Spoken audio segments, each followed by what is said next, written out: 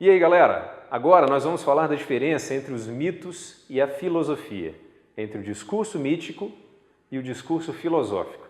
Mas antes, deixa eu contar para vocês uma história. Vocês já ouviram falar dos mitos gregos, certo? Quem já assistiu aí Cavaleiros do Zodíaco? Quem já jogou God of War no PlayStation? Então, vocês conhecem um pouco, pelo menos algumas referências da mitologia grega.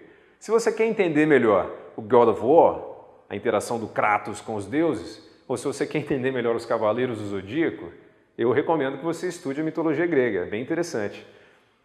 Além disso, claro, para o Enem é importante que você estude literatura, por exemplo, não é?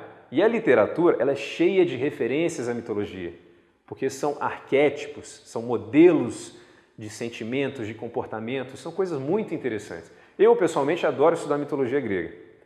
E eu vou contar até uma história rápida para vocês se ligarem quão interessante isso é.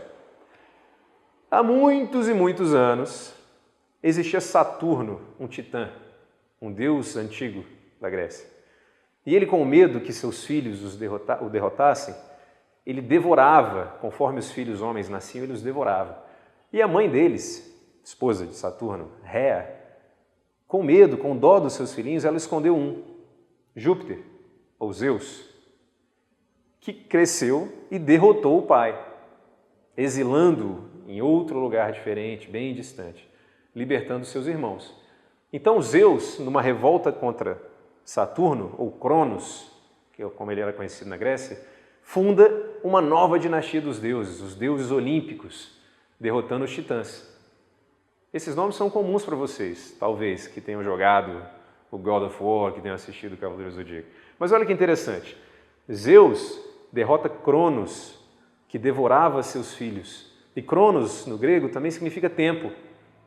E o tempo devora os filhos, certo? O tempo é implacável. E olha que legal. Zeus, quando derrota o pai, divide a ordem do mundo entre os irmãos. Quem eram os irmãos de Zeus?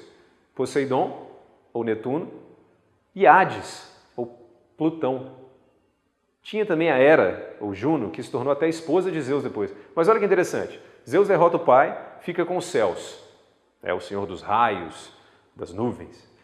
Deu os mares para o controle do seu irmão, Poseidon, e passou a manta no Hades e deu para ele um mundo subterrâneo, um mundo dos mortos. Hades não ficou muito feliz com essa divisão dos trabalhos, não. Mas isso aí. Se isso que eu falei é familiar para vocês, então vocês já tiveram algum contato com a mitologia. É muito bacana isso. Agora vamos estudar, vamos entender a diferença entre esse discurso mítico, que era contado pelos bardos nas festas. Isso é uma coisa importante para vocês anotarem. Anote isso daí.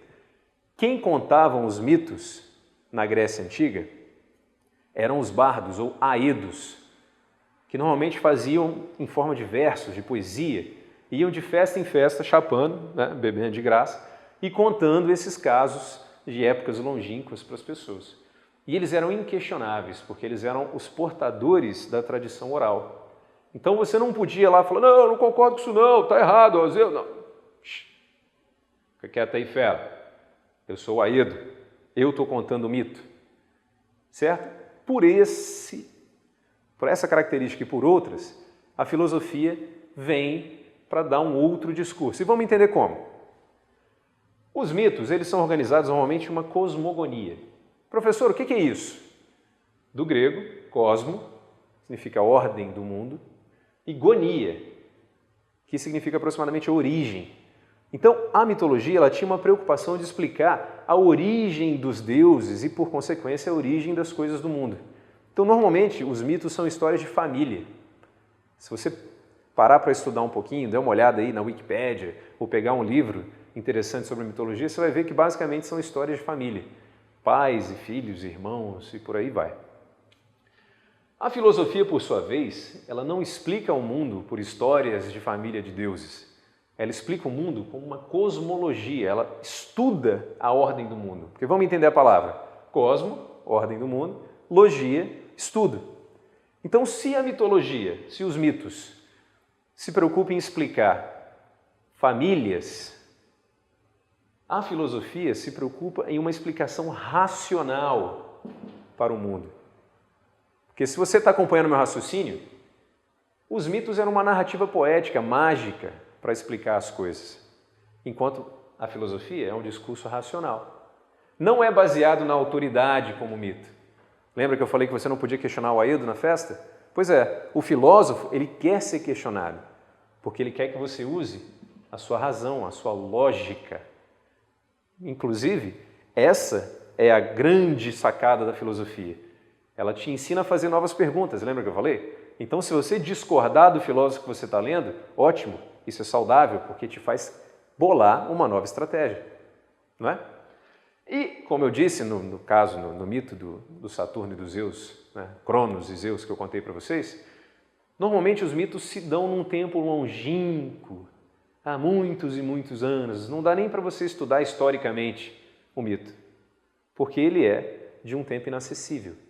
Enquanto a filosofia, ela busca dar conta do presente, do passado e do futuro.